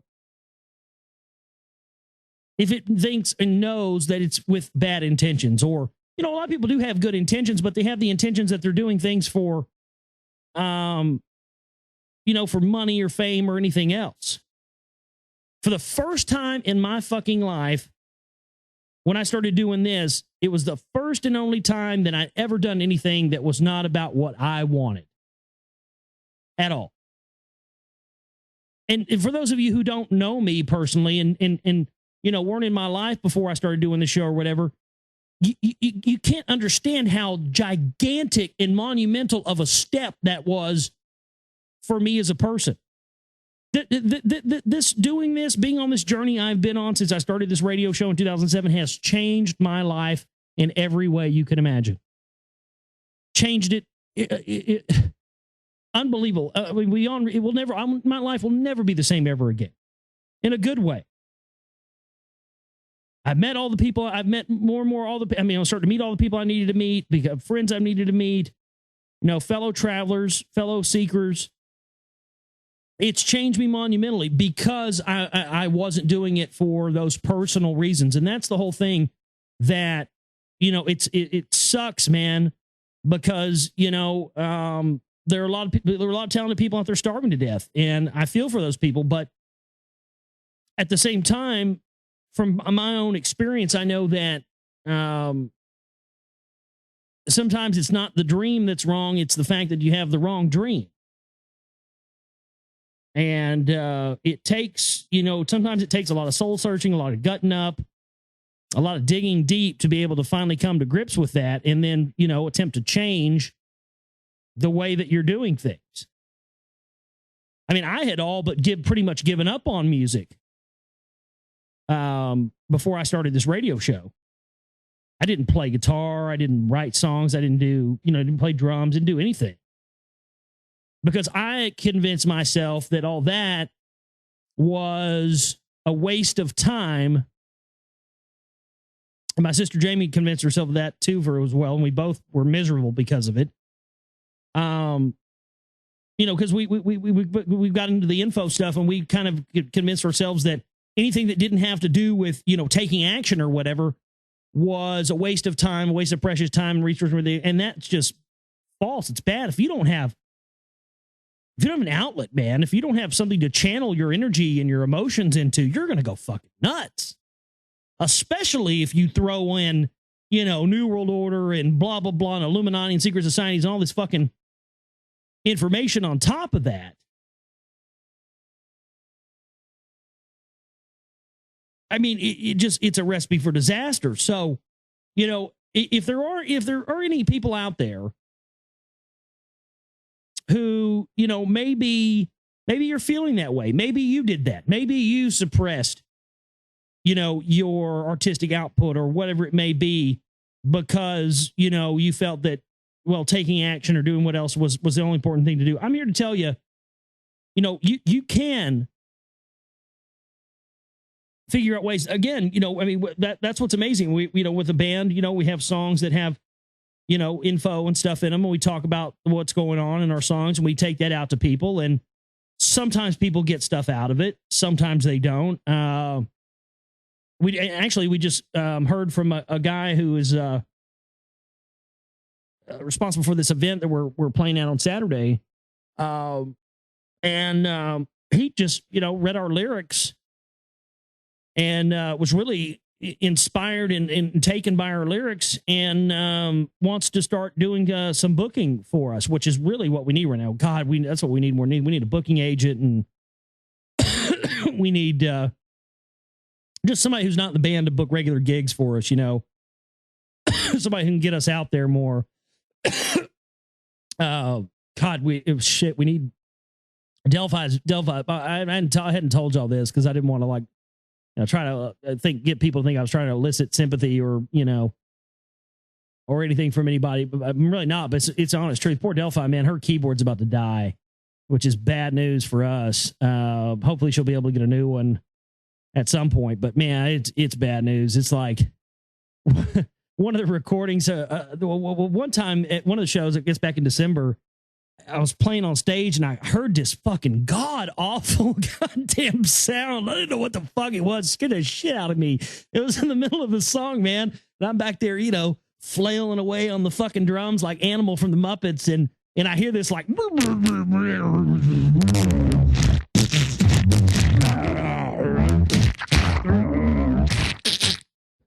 I'm like, what in the Jesus God is that fucking sound?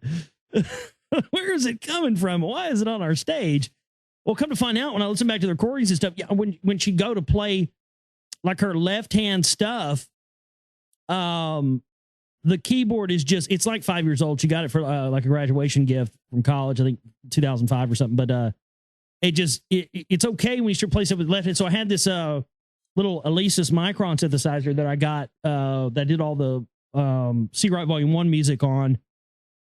And I hooked that up, and she's been playing that with her left hand stuff, the bass note stuff. And as it turns out, it's really added a lot of low end and a lot more punch and stuff to our music, which is great. But now sometimes when she plays some of the stuff, it like triggers out. The other night when we played, I heard it on one of our recordings. It was triggering, that like beep, beep, that like 80s Casio sounding whistle sound.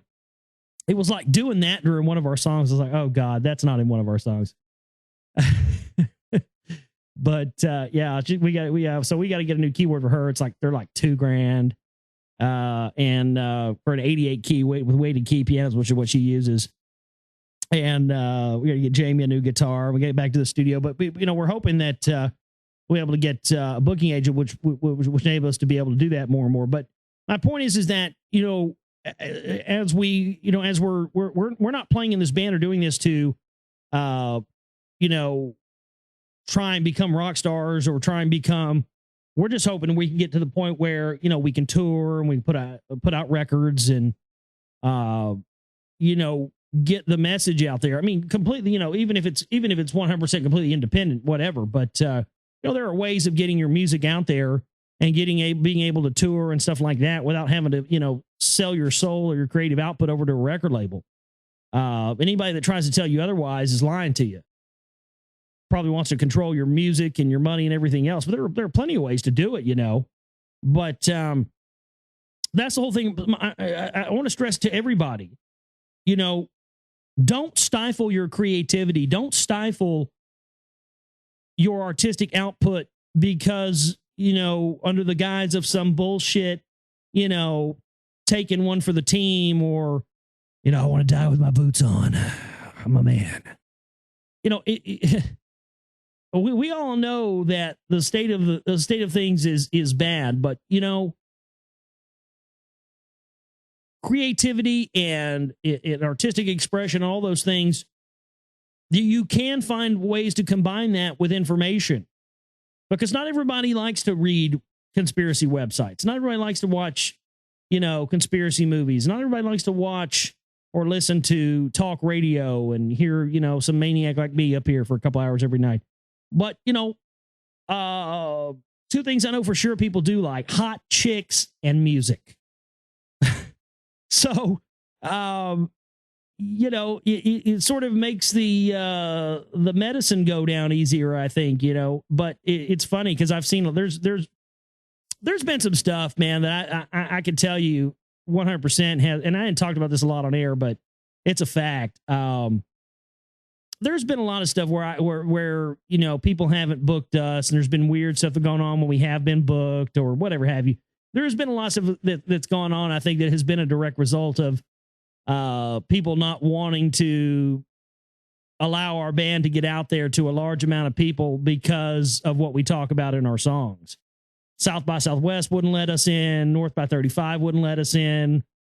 We've been denied to another one that was, there was two things that were supposed to be for all female bands that they didn't even let us in. I'm like, my God, we fit the fucking bill perfectly, and they wouldn't let us in. And we had everything on our EPK. We even paid like $25 each for these submissions, and there were some of them where I know they didn't even listen to our music because our page views and our listens didn't go up yet. We got, some bullshit ass, rejection letter. But man, anyway, the whole point of it is that if we allow our creativity to be stifled in the name of, revolution or anything else, then the revolution is already over and they've won already.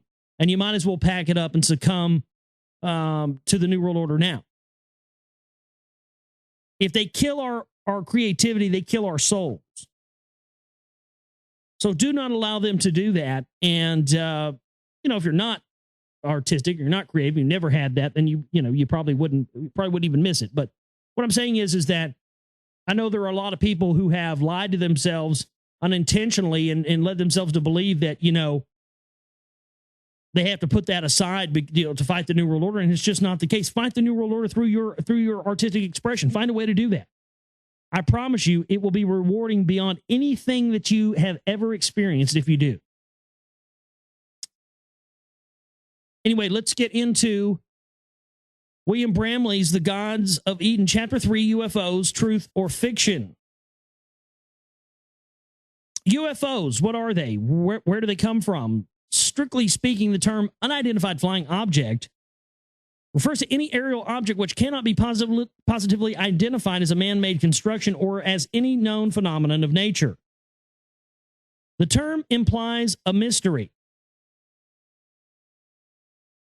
In common parlance, UFO is often used to denote any object which might be a spacecraft from an extraterrestrial civilization. The phrase unidentified flying object was coined by U.S. Air Force Captain Edward J. Ruppelt.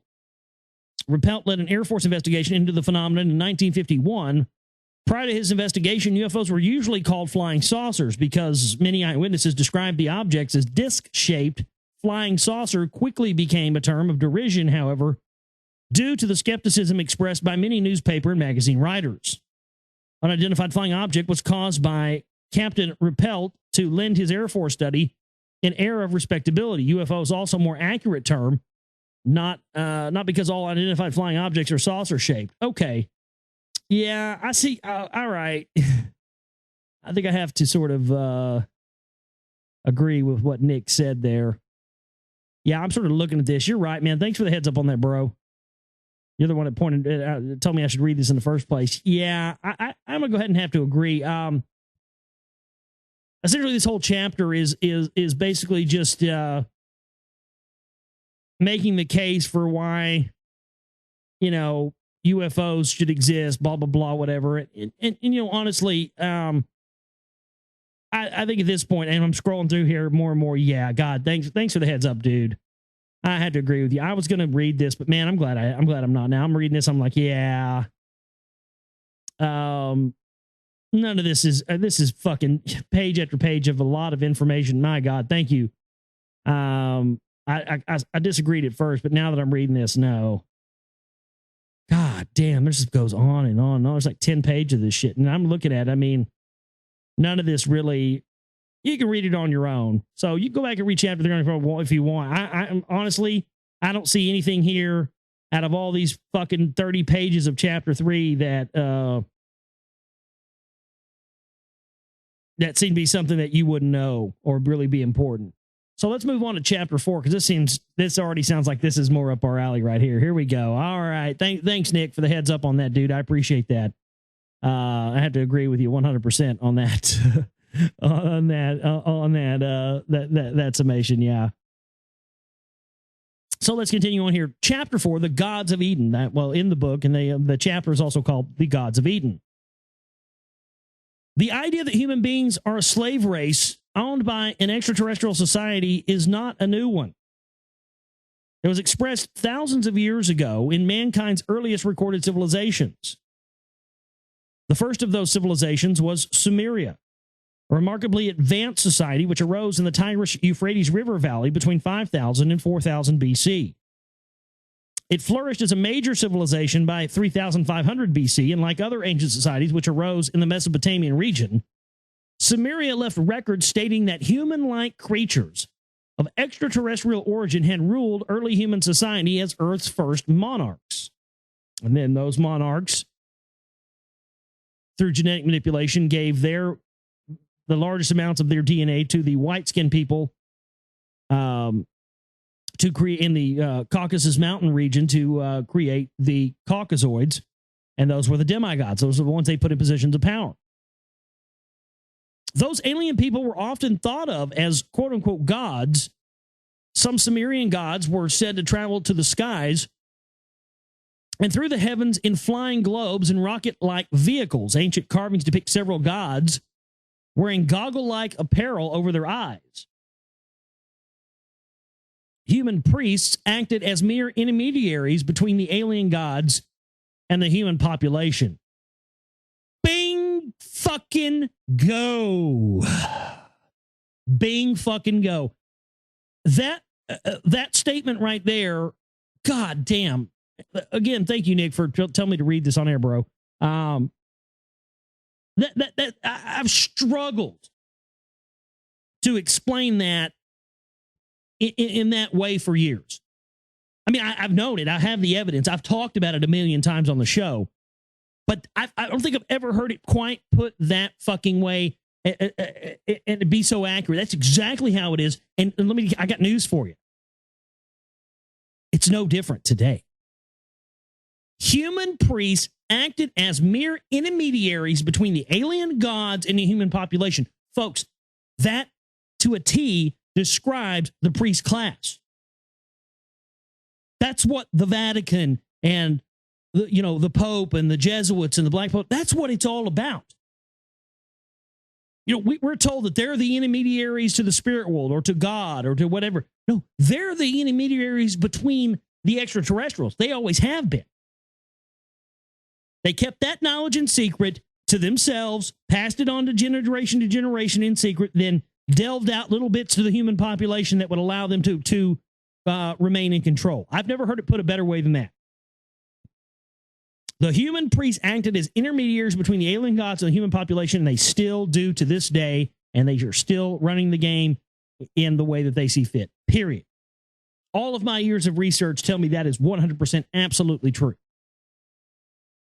Not all Mesopotamian gods were human-like extraterrestrials. Some were obvious fabrications, and fictitious attributes were often ascribed to the extraterrestrial human-like gods.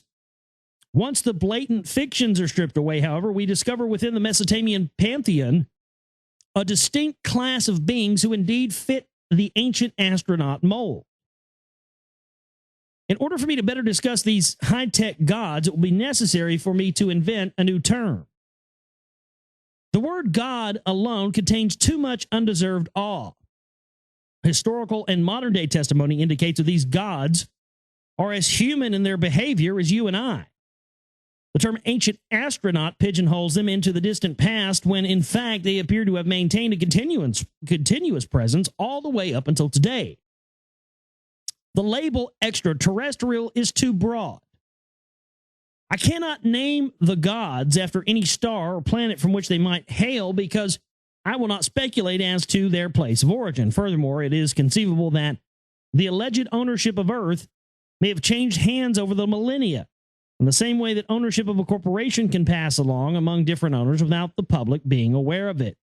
I would have to say I could agree with that. That leads me to invent a new label based upon the gods' apparent relationship to the human race. For lack of anything better, I will simply refer to them